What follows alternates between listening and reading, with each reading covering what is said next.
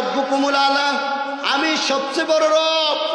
আল্লাহ পাক মুসা আলাইহিস সালামকে ডেকে বলে, মুসা দেখো তো আমি একজন রব, আর ফেরাউন নিজেকে রব হিসাবে দাবি করে, তাহলে বলো তো দেখি আমি কেমন থাকি। আনা রব্বুকুমুল।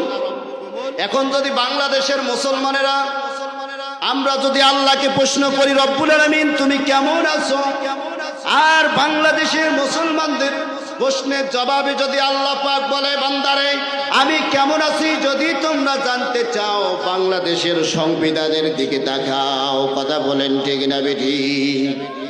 বাংলাদেশের সংবিধানের ভিতরে লেখা আছে যে সকল ক্ষমতার উৎস হচ্ছে, সকল ক্ষমতার উৎস হচ্ছে জনগণ। কি বলেন? এখন সকল ক্ষমতার মালিককে, কথা বলেন না কেন?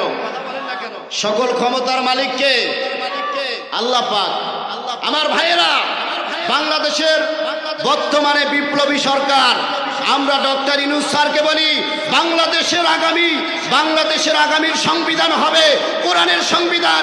যেই সংবিধানের সাথে কোরআনের সম্পর্ক নাই, যেই সংবিধানের সাথে শিরক ঢুকে দেওয়া হয়েছে, এমন সংবিধান বাংলাদেশের মানুষ আর কখনো দেখতে চায় না। কথা বলেন ঠিক না বেঠিক? কথা বলেন। আমরা এমন সংবিধান আর